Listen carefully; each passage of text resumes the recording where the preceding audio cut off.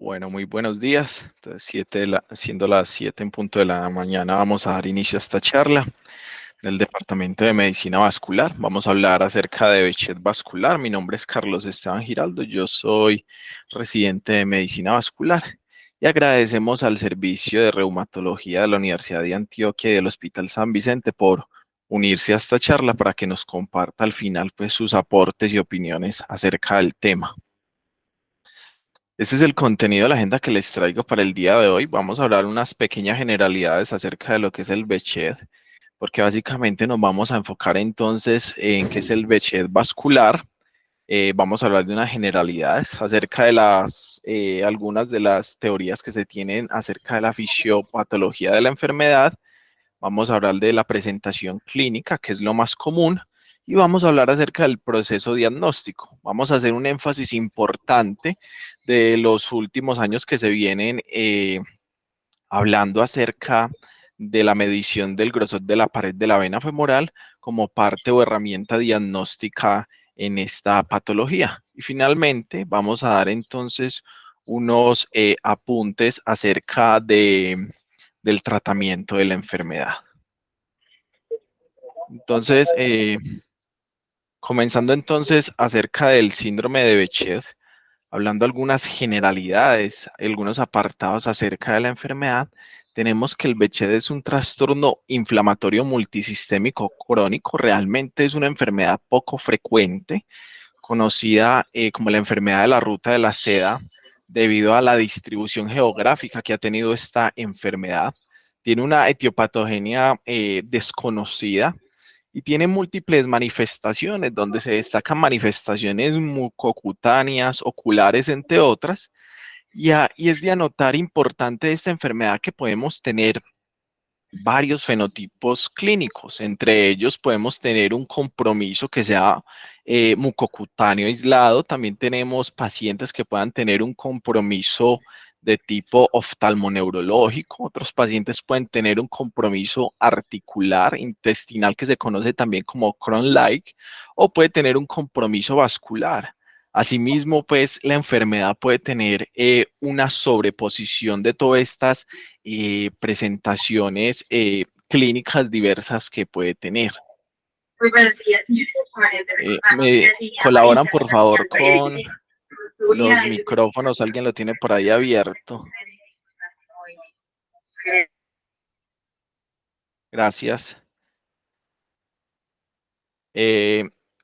Hablando entonces de la epidemiología de esta enfermedad, entonces hay que tener en cuenta que es muy variable su epidemiología dependiendo entonces de la zona geográfica y el grupo étnico que se está evaluando. Entonces podemos tener las prevalencias tal vez más altas en Turquía con unos 420 casos por 100.000 personas. En Europa podemos tener un grado interno con una prevalencia que oscila entre 0.3 a 4.9 casos por 100.000 personas en esos países que son septentrionales, y en otras áreas, por ejemplo, como en las regiones medioorientales, podemos tener entonces eh, epidemiologías con incidencias, con prevalencias de 1.5 a 15.9 por 100.000 personas, 100.000 personas. Y otras prevalencias, como por ejemplo en los Estados Unidos, pueden haber de 5.2 casos por 100.000 personas. Entonces vemos que según el área geográfica, esto puede tener entonces unas implicaciones importantes en su epidemiología. Asimismo, esta misma variación, esa misma heterogeneidad en la ubicación geográfica y en la etnia también se va a ver representada en las manifestaciones clínicas de la enfermedad, como por ejemplo entonces la afección de tipo gastrointestinal puede observarse hasta en un 50% de los pacientes en países como por ejemplo Australia, Singapur, China, Japón, mientras que en otras regiones como por ejemplo el Oriente Medio, pues esa presentación clínica puede ser hasta el 1%. Y adicionalmente, por ejemplo, la prueba de patergia puede ser positiva en un 20 al 60% de los casos en los países de Oriente Medio, mientras que en Europa puede ser hasta de 1 a 2% esa prueba de patergia positiva. inclusive en nuestro medio también no es común tener una prueba de patología positiva, entonces esto nos habla algo muy importante de lo heterogéneo que puede ser esta enfermedad. Hablando entonces de la patogénesis de la enfermedad, realmente es algo compleja que se ha visto pues a través de los años, porque realmente hay una interacción entre varias vías como lo vamos a ver acá, y es que hay diferentes factores que se han establecido tal vez como, digamos, que tienen implicaciones importantes a la hora de esta patología, de esta patogénesis del síndrome de Behçet. Entonces vemos que, por ejemplo, los dietas y los hábitos higiénicos pudieran tener un papel importante, inclusive agentes bacterianos, y dentro del compromiso bucal varias bacterias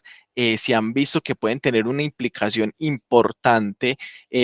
a la hora de la patogénesis de la enfermedad de Behçet. Asimismo, se ha visto que hay una serie de susceptibilidades de tipo genética que juegan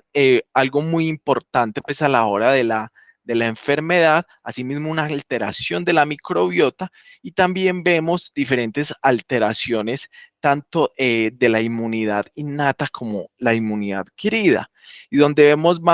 y donde vamos a ver entonces que todo este complejo de interacciones, de todos estos tipos de factores,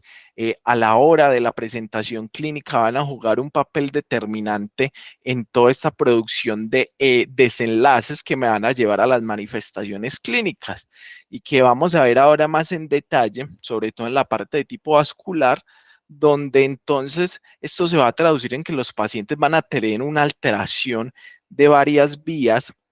sobre todo, por ejemplo, a nivel de factores de coagulación, de daño endotelial, de activación como tal del endotelio, de alteración también del fibrinógeno, y una serie entonces de situaciones que nos van a llevar entonces a las manifestaciones clínicas como tales de la enfermedad. Entonces, el Behçet puede tener manifestaciones clínicas, como lo mencioné al principio, muy variadas. Y obviamente, pues la frecuencia de estas manifestaciones va a estar determinada por la ubicación geográfica y por el grupo étnico en donde estamos, pues, realmente reportando los estudios. Entonces, vemos que las manifestaciones oculares pueden ser hasta el 50%, puede manifestarse con hipopión, con panuveitis no granulomatosa o vasculitis retiniana. Podemos tener otros compromisos también del sistema nervioso que se puede ver hasta un 10, un 30%. Podemos ver inflamación mesodiacefálica, encefalitis, meningitis, mielitis y una disfunción neurocognitiva, y también esos pacientes pueden hacer una trombosis venosa central, que ahora hablamos un poco más en detalle de este tipo de compromisos. También puede haber entonces un compromiso de piel, mucosas y articulares. En la mayoría de las series vemos que el compromiso de las úlceras orales es hasta un 98%. También puede haber presencia de úlceras genitales, lesiones cutáneas de diferentes manifestaciones. Adicionalmente puede haber compromiso articular, como principalmente artralgias en rodillas, tobillos, muñecas y codos. También podemos tener un compromiso gastrointestinal, como vemos, dependiendo de la región, va a ser más frecuente o no. Y ese compromiso gastrointestinal puede presentarse con úlceras en la mucosa gastrointestinal, dolor abdominal, hemorragia, perforación o ambas. Y por eso se le conoce también esta manifestación como Crohn-like, que puede similar entonces a un paciente y llevarnos a pensar que el paciente pues tenga una enfermedad de Crohn. También podemos tener entonces compromiso de tipo vascular, y ese compromiso de tipo vascular puede ser a nivel arterial, que puede ser tan alto como hasta el 18%, presentándose aneurismas arteriales en diferentes puntos. Inclusive puede haber también estenosis arterial o trombosis in situ, pero es una presentación que no es tan frecuente. Y puede haber un compromiso también a nivel cardíaco, un compromiso cardíaco, como por ejemplo valvulitis o miopericarditis, y también, y también compromiso de las arterias coronarias, aunque este último es realmente pues, raro, presentándose en menos del 0,5%. Y tal vez de los compromisos a nivel vascular más importantes es el compromiso venoso que pueden tener los pacientes con trombosis venosa profunda o superficial. Entonces vamos a entrar más en detalle acerca del Behçet vascular y dependiendo entonces de la serie que leamos, vamos a ver, encontrarlo un poco o menos frecuente, puede ser hasta un 20%, en otra literatura puede ser hasta el 30 o 40% de los pacientes que tienen Behçet. Los países que se han reportado más, siendo más prevalentes de este compromiso vascular son Rumania un 50% y en el Líbano un 37%. La mayoría de los pacientes que se ven afectados por el Behçet vascular son los pacientes masculinos y adicionalmente podemos encontrar que estos pacientes en ocasiones pues tienen unas manifestaciones tal vez mucho más severas. Lo más común de la presentación del Behçet vascular es encontrar pacientes que tengan trombosis, tanto trombosis venosa superficial como profunda, siendo la trombosis venosa superficial más común. Y cuando encontramos en todos los pacientes que tienen Behçet, este Behçet vascular suele aparecer alrededor de 1 año y medio después del diagnóstico del Behçet. También podemos encontrar en el Behçet vascular, perdón, compromiso arterial, en su mayoría dado por la presencia de aneurismas. Estos aneurismas pueden encontrarse de manera única o múltiples y pueden afectar diversas arterias como la aorta, principalmente arterias pulmonares, la femoral poplitea o las carótidas. También tenemos que como tal el Behçet vascular, las manifestaciones es inducida principalmente por una respuesta inflamatoria alterada, y por eso se ha definido que como tal el Behçet tiene un modelo natural de una enfermedad de tipo tromboinflamatoria. Y esto es muy importante porque, como lo veremos en la parte del tratamiento, es lo principal que debemos hacer en estos casos es, es el tratamiento inmunosupresor. ¿Qué tenemos en nuestro medio? Este es un estudio aquí de Latinoamérica liderado por el doctor Sebastián Muñoz en Argentina, donde se reunieron entonces todos estos pacientes con Behçet de diferentes países de Latinoamérica, con una representación de algunos pacientes de Colombia, un total de 20 pacientes. Vemos entonces que las manifestaciones más comunes dentro de los pacientes colombianos eran las manifestaciones de las úlceras orales y las manifestaciones cutáneas, y y de los pacientes que se tenían, pues 3 pacientes presentaban como manifestación vascular, fueron alrededor de 3 casos. En total en Latinoamérica, entonces de los casos evaluados, se estimó entonces que para Latinoamérica había alrededor de unos 20,1 casos, alrededor, un 20,1% de pacientes que pudieran tener entonces esta manifestación de tipo vascular. En Colombia se estima entonces que la prevalencia puede ser de 1,1 casos por 100,000 pacientes, y algunos países tienen una positividad del HLV51 mucho más prevalente que en Colombia. En países se encontró en este estudio entonces que países como Argentina o Brasil tenían alrededor de un 38 o un 30% de positividad en esto. Entonces habla de que en nuestro mismo medio dentro de Latinoamérica pues pueden haber variaciones importantes entonces de esta enfermedad. Con respecto a la patología, entonces hay algo muy importante que hay que tener en cuenta y es la implicación y la participación importante entonces de los granulocitos en este proceso como tal inflamatorio. Además, se ha visto que, por ejemplo, micro ARN circulante que está desregulado realmente puede promover entonces toda esa infiltración de granulocitos, induciendo así entonces que todas estas manifestaciones y la liberación de diferentes citoquinas pues puedan producir entonces una disfunción a nivel endotelial. Pero no solo eso, concomitante con todo eso, esos granulocitos pues pueden producir una liberación entonces de diferentes radicales de oxígeno, además de una participación de las NET, de esas trampas extracelulares de neutrófilos que van a producir entonces, sumado a estos radicales libres de oxígeno, una activación plaquetaria. Adicionalmente, pueden producir otras situaciones como son la ruptura de placas ateromatosas, la disfunción endotelial y una alteración de la fibrinolisis, que todo esto pues nos va a llevar a una cascada de eventos que son realmente tromboinflamatorios y que adicionalmente esos radicales libres de oxígeno también van a producir una disminución de las células progenitoras circulantes, que eso van a producir una disminución en toda la reparación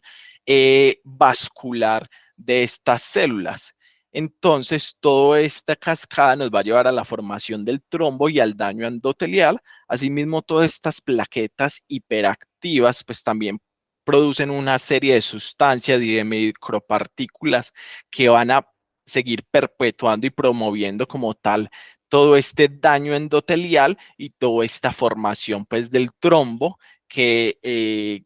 es en medida pues la esencia de la patogénesis que vamos a encontrar en los pacientes que tienen entonces el Behçet como manifestación de tipo vascular.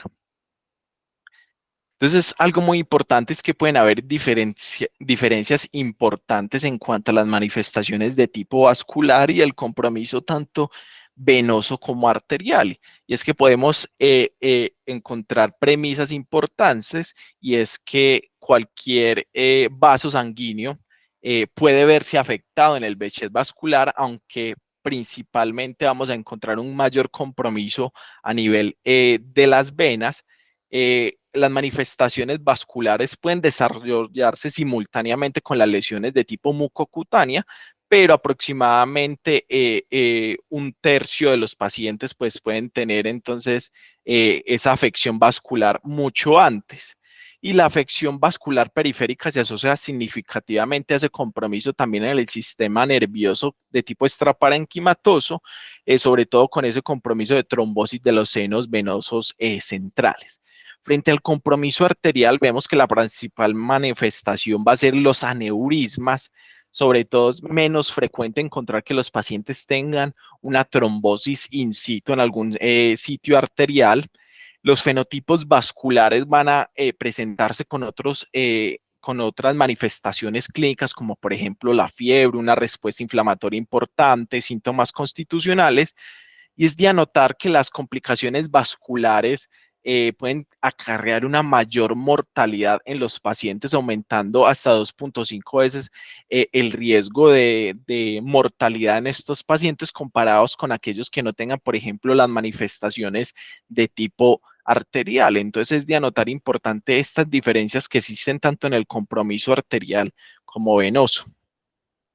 Y como vamos a ver, entonces son muchas las manifestaciones clínicas de esta enfermedad. Podemos tener entonces que los pacientes se pueden presentar con trombosis venosa central,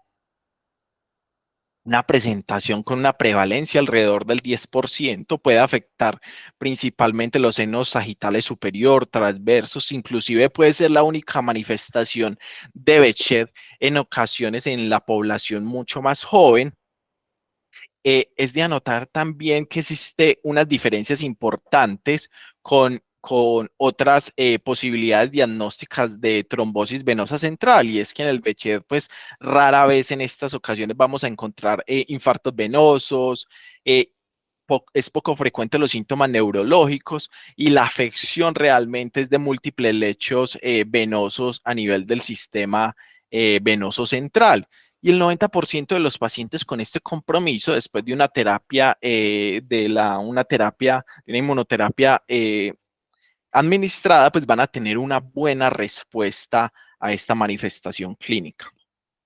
Otra manifestación clínica que podemos encontrar en los pacientes con Behçet vascular son las manifestaciones como el síndrome de Budd-Chiari. Afortunadamente es una manifestación rara, es menos del 5%, porque realmente es una manifestación grave por toda esta obstrucción que se va a producir entonces en el tracto de salida hepático, de afección de la vena cava inferior hepática y suprahepática. Está fuertemente asociada entonces cuando los pacientes tienen una trombosis venosa profunda y también tienen una trombosis de la vena cava inferior, y vamos a encontrar varias colaterales intrahepáticas, y realmente los pacientes con esta complicación pues van a tener una mala respuesta a la terapia anticoagulante, inclusive a las intervenciones de tipo vascular. Y cuando encontramos esta manifestación asociada con, por ejemplo, la presencia de ascitis o insuficiencia hepática o anormalidades de las pruebas de función hepática, esto suele estar correlacionado con una mayor mortalidad, inclusive hasta en un 60% de los casos. Otras de las manifestaciones que podemos encontrar es la trombosis de la vena cava, y esta trombosis es más frecuente en los pacientes con un compromiso del tracto infrahepático, eh,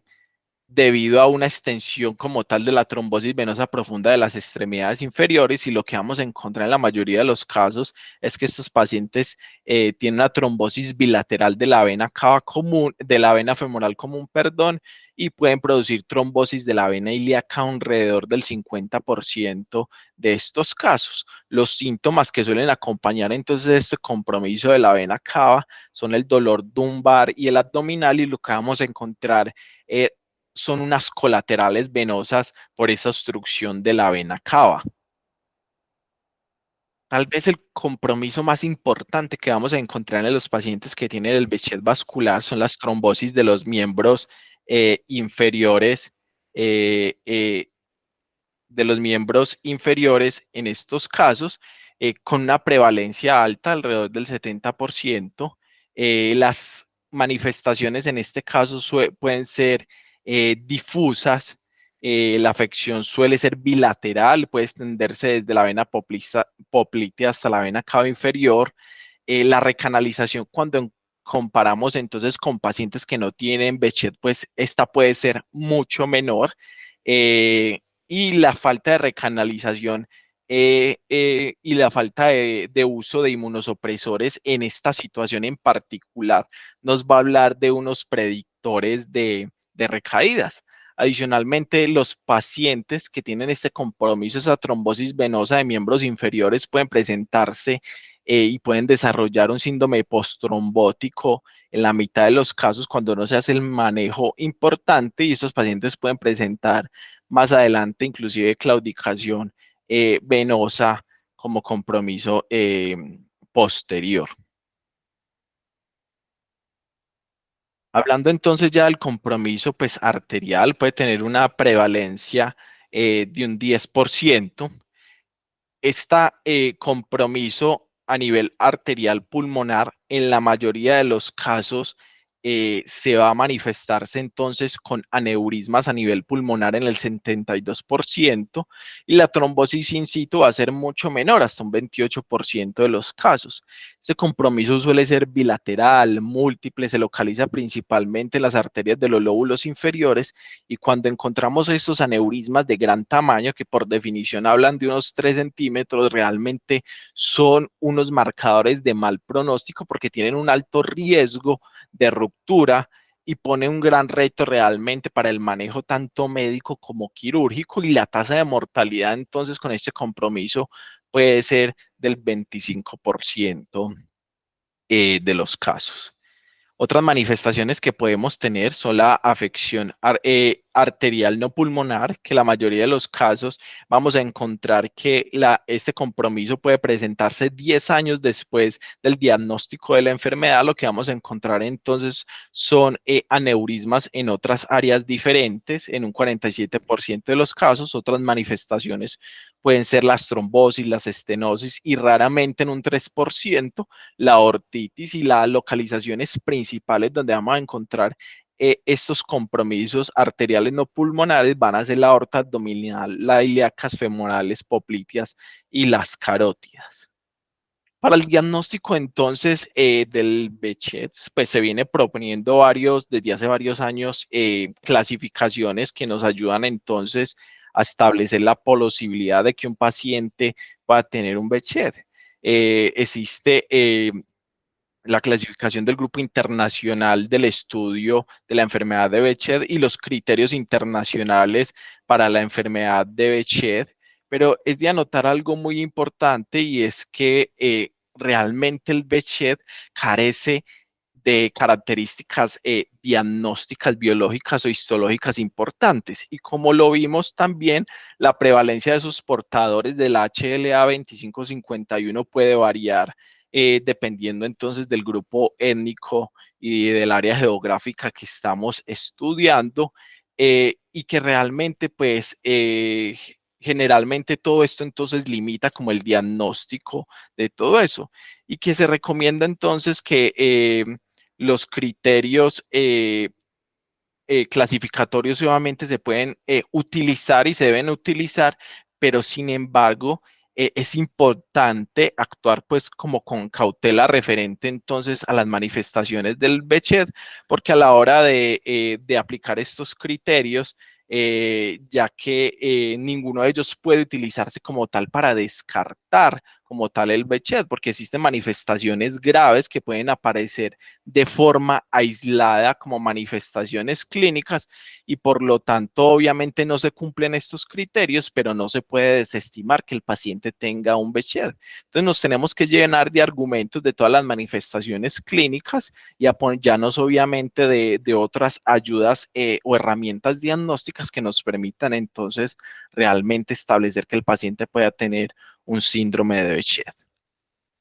Referente a las ayudas diagnósticas, algo muy importante, y es que las ayudas diagnósticas, sobre todo hablando específicamente del Behçet vascular, pues obviamente la utilización de las mismas van a estar determinadas por la sospecha del compromiso clínico que pueda tener el paciente. Y podemos tener diferentes herramientas diagnósticas. Podemos tener el Doppler venoso, que ha demostrado ser muy útil obviamente en el diagnóstico de la trombosis venosa profunda y superficial en las extremidades, y que realmente, como vimos, estas manifestaciones clínicas son las principales, y por eso esta va a ser una herramienta diagnóstica importante. También podemos hacernos de ayudas como la angiotomografía, la angioresonancia, y obviamente pues dependiendo de la localización del paciente, y inclusive en la literatura está descrito la utilización del PET-CT como herramienta diagnóstica en algunos compromisos importantes, como por ejemplo tener un compromiso de una afección aórtica aislada que nos permite entonces hacer una mayor evaluación entonces de eso, pero realmente pues son casos realmente pues más aislados, pero saber que existe también esta herramienta diagnóstica. Adicionalmente, se nos recomienda no utilizar medios o procedimientos invasivos para la obtención de las imágenes, sobre todo el sistema arterial en Behçet, porque eso tiene un alto riesgo de que esta intervención o este procedimiento invasivo nos pueda llevar a la formación de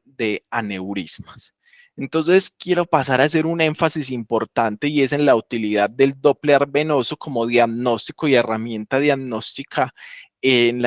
el síndrome de Behçet. Y es que desde hace varios años se viene entonces haciendo descripciones acerca de la posibilidad de que esta sea una herramienta importante. Y como vimos, todo ese compromiso que hay de tipo endotelial, todo ese daño endotelial, pues se puede traducir y lo podemos ver reflejado no solo en las manifestaciones clínicas, sino en algunos hallazgos de tipo diagnóstico e imagenológico. Entonces, desde hace tiempo se vienen evaluando con diferentes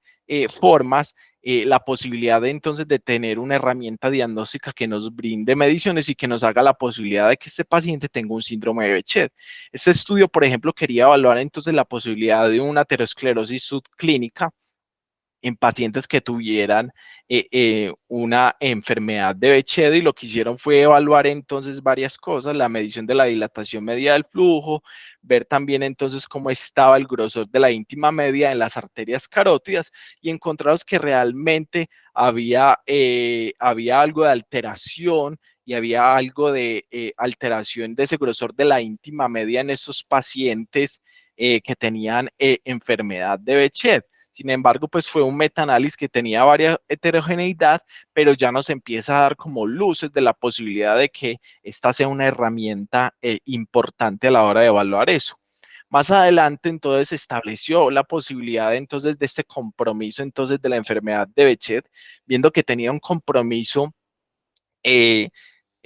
venoso importante, adicionalmente ese compromiso que vemos que en su mayoría era por las venas superficiales, pues se hizo este estudio que quería evaluar entonces los pacientes que pudieran tener una enfermedad venosa asintomática en pacientes que tuvieran enfermedad de Behçet, y lo que hicieron fue un estudio donde evaluaron entonces por ultrasonografía pacientes que tuvieran enfermedad de Behçet conocida. Se incluyeron entonces 93 pacientes que tuvieran Behçet, 97 pacientes con espondilitis anquilosante y 43 controles sanos. Lo que se vio entonces que es que no se encontró como tal en este estudio la presencia de algún trombo, pero sí se vieron que los pacientes tenían un mayor compromiso entonces de insuficiencia venosa en el grupo de Behçet y en el grupo de la espondilitis anquilosante comparado con los controles sanos. Entonces, todos estos estudios ya nos daban luces acerca de la posibilidad de compromisos tanto arteriales como venosos demostrados entonces por ayudas diagnósticas como la ultrasonografía para evaluar entonces la enfermedad de Behçet. Pero entonces más adelante se hicieron entonces diferentes estudios con el fin de evaluar entonces ese grosor y esa posibilidad entonces de esa afección de la pared venosa de los pacientes que tuvieran enfermedad de Behçet, perdón. Y este estudio, entonces, lo que quiso fue evaluar entonces en pacientes con enfermedad de Behçet cómo estaba el espesor de la pared vascular y la dilatación de las venas de las extremidades inferiores. Este estudio entonces lo que incluyó fue 71 pacientes que tuvieran enfermedad de Behçet, 37 controles sanos y 27 pacientes que tuvieran espondilitis anquilosante. Lo que hicieron fue una evaluación por un radiólogo que desconocía los diagnósticos de los pacientes, y lo que hicieron fue evaluar entonces el espesor de la vena o el grosor de la pared de la vena femoral y de la safena mayor en este grupo de pacientes. Aquí vemos entonces, muy importante, aquí vemos los pacientes entonces que tenían enfermedad de Behçet, aquí vemos los pacientes con espondilitis anquilosante y aquí vemos los pacientes que tenían y eran los controles sanos. Y como vemos entonces, aquí vemos entonces cómo estaba el espesor de la vena femoral, tanto derecha como izquierda. Aquí vemos entonces cómo estaba el espesor de la safena mayor en estos casos, y vemos que había, cuando comparábamos entonces los pacientes que tenían ese grosor de la vena femoral, vemos en comparación con los controles sanos y el Behçet había unas diferencias importantes, y aquí vemos también que el Behçet comparado con la espondilitis anquilosante, ese grosor entonces medio de la pared de la vena femoral, pues había unas diferencias importantes, y ese grosor y ese aumento del grosor se veía reflejado tanto en la vena femoral común como en la safena mayor. Y vemos acá entonces que estableciendo unos puntos de corte, en estos casos punto 49, punto 48 y unos mayores puntos de corte para la safena tanto mayor como para menor, vemos que tenían unas sensibilidades importantes, unas sensibilidades por encima del 80%, con unas especificidades pues realmente por encima del 80% en este caso, pues para la safena común izquierda, dándonos unos valores predictivos importantes, y esto ya nos daba entonces unas herramientas importantes para la utilización entonces de esta herramienta diagnóstica.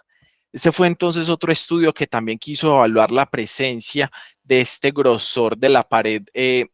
venosa en pacientes que tuvieran enfermedad de Behçet. Y lo que se hizo aquí fue comparar entonces aquellos pacientes que tuvieran enfermedad de Behçet con compromiso vascular, aquellos pacientes con Behçet sin compromiso vascular y con controles sanos. Y vemos entonces estas son las mediciones y los rangos de medición que se han utilizado para estos casos, valorando entonces la vena femoral común, la vena femoral y la safena mayor, y viendo que tenían unos rangos importantes y unas diferencias perdón, y unas diferencias importantes comparándolas con los pacientes que tenían con los controles sanos. Entonces vemos que aquí había unas diferencias importantes en el tamaño comparándolos y que estos compromisos se veía tanto en aquellos pacientes que tenían un compromiso vascular como aquellos que no tenían un compromiso vascular. Y es por eso que se viene utilizando entonces esta medida comparando los diferentes estudios, tomando como punto de referencia un grosor entonces de la pared venosa mayor a 0.5 milímetros como estándar para definir entonces que hay un grosor de la vena, que hay un espesor de la vena femoral aumentada. Este otro estudio también muy interesante evaluando pacientes entonces evaluando el grosor de la vena femoral, lo que hizo fue entonces evaluar la presencia de esto en diferentes enfermedades, en Behçet, en controles sanos, en espondilitis, vasculitis, insuficiencia venosa, en SAF, y en pacientes que tuvieran una trombosis venosa profunda sin un componente como tal inflamatorio. Y lo que vemos es que había unas diferencias importantes y una buena especificidad y sensibilidad cuando los comparábamos entonces con estas patologías. Si se perdió especificidad cuando lo comparaban entonces los pacientes que tuvieran un síndrome antifosfolípido, pero comparándolo con las otras patologías, vemos que sí había una especificidad importante y una buena sensibilidad utilizando entonces como tal ese punto de corte de 0.5 milímetros de espesor de la vena femoral. Adicionalmente, voy a poner por aquí la lupita porque se ve un poco. Adicionalmente, se han hecho estudios, esto fue un metaanálisis que se realizó y una revisión sistemática. En esta revisión sistemática y en este metaanálisis se incluyeron 9 estudios de casos y controles y se utilizó un estudio cohortes para ver entonces cuáles eran esas medidas a utilizar en los pacientes que tuvieran Behçet y ese aumento del espesor de la pared de la vena femoral. Y vemos aquí en estos estudios, vemos entonces cómo se establecieron unos límites inferiores y superiores. Aquí vemos entonces cómo estaba va haciendo pues en este forest plot los valores de inferiores y superiores como punto de corte de ese espesor de la vena femoral, y aquí encontraron un límite inferior de 1.1 y un límite superior de 2.4 comparando pues todos estos estudios, y aquí vemos entonces los valores que nos dieron entonces para ese grosor de la vena femoral, perdón, de la safena mayor como punto inferior y como punto superior. Adicionalmente, hicieron esta misma evaluación en aquellos pacientes que tuvieran un compromiso de tipo vascular y vemos que nos daban unos valores de 0.3 a 0.8 en los pacientes con un compromiso vascular de la vena femoral común, y aquí vemos de 0.4 a 1.1 en los pacientes con compromiso de la vena, ese grosor de la vena femoral. Este es realmente algunas de las imágenes de cómo se pueden ver entonces este compromiso entonces y este aumento del espesor o del grosor de la vena femoral. Aquí vemos entonces cómo se ve en la femoral común ese aumento del grosor, y aquí vemos también pues unos estudios donde su tamaño pues se ve menor, perdón, pero lo que se ha visto entonces es que hacen mediciones tanto de la íntima como de todo el espesor de la pared, y realmente es mucho más fácil hacer una medición como tal de todo este grosor de la pared, y vemos que este grosor importante se ve, vemos este grosor importante que se ha correlacionado entonces con la presencia entonces de una enfermedad de Behçet, tanto en pacientes con Behçet vascular como no Behçet vascular, teniendo sensibilidades y especificidades alrededor de un 80%, con unos puntos de corte por encima de 0.5. Rápidamente, el tratamiento, tenemos entonces que el tratamiento, y como dije, el pilar del tratamiento en estos casos va a ser la inmunosupresión, y obviamente este manejo de esta enfermedad es un manejo conjunto que se hace con diferentes especialidades, y vemos que para todos los compromisos realmente el manejo va a ser la inmunosupresión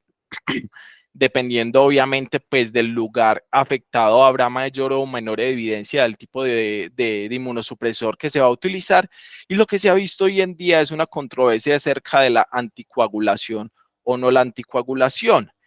Como vemos acá, nos pueden o no recomendar la anticoagulación en diferentes escenarios, sobre todo en las trombosis de los miembros inferiores. Se ha visto que la anticoagulación pues todavía no tenía un papel como tal importante en este sentido, y esto se basa en diferentes estudios que se habían hecho. Y este parte de estudios del 2008, donde hicieron una evaluación en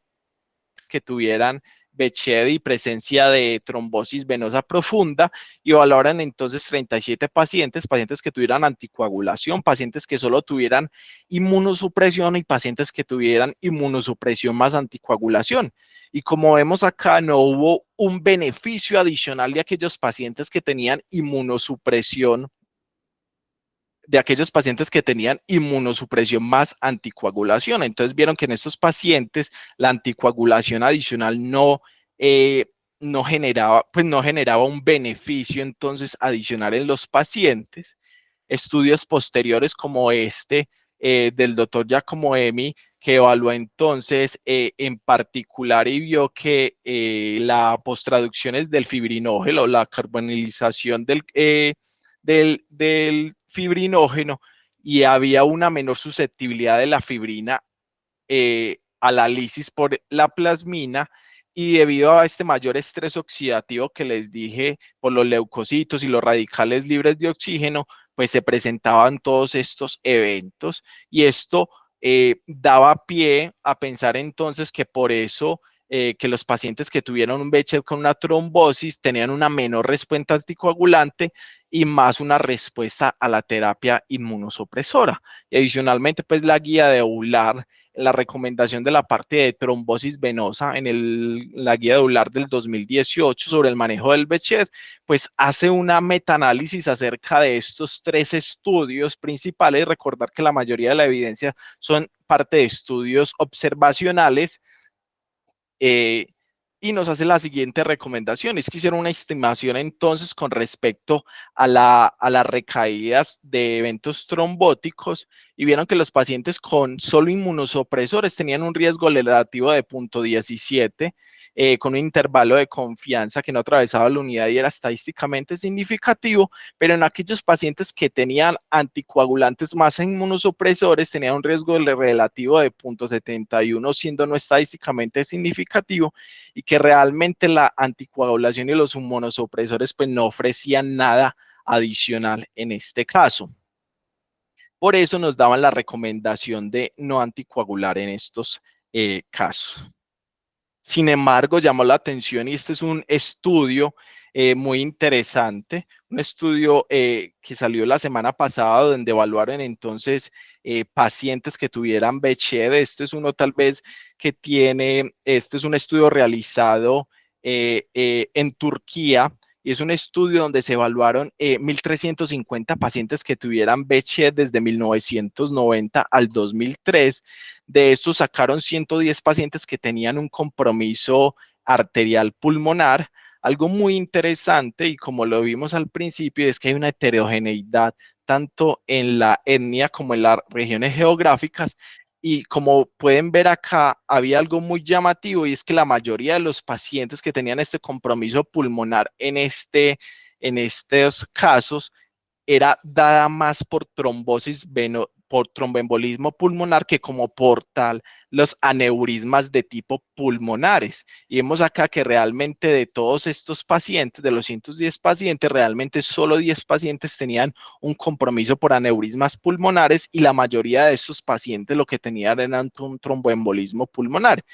Este estudio muy importante, y ellos les hacían seguimiento periódicos a los pacientes con Beched y les hacían periódicamente angiotomografías hasta que encontraran estos hallazgos importantes a nivel pulmonar. Con el tiempo evaluaron que los pacientes que presentaban entonces más riesgo de recaídas o más riesgo de recaídas eran aquellos pacientes que se les había presentado una alteración, un inicio fallido de la anticoagulación, siendo esto pues estadísticamente significativo, viendo que estos pacientes entonces a los que no se les había dado anticoagulación propiamente, pues tenían mayor riesgo de recaídas. Adicionalmente, aquellos que no estaban anticoagulados en el tiempo tenían una mayor mortalidad comparado con aquellos pacientes que sí estaban anticoagulados. Algo de resaltar, y vuelvo y le reitero en este estudio, es que estos pacientes tenían más tromboembolismo pulmonar que aneurismas pulmonares reportados obviamente en otras series de casos. Como conclusiones de esta charla,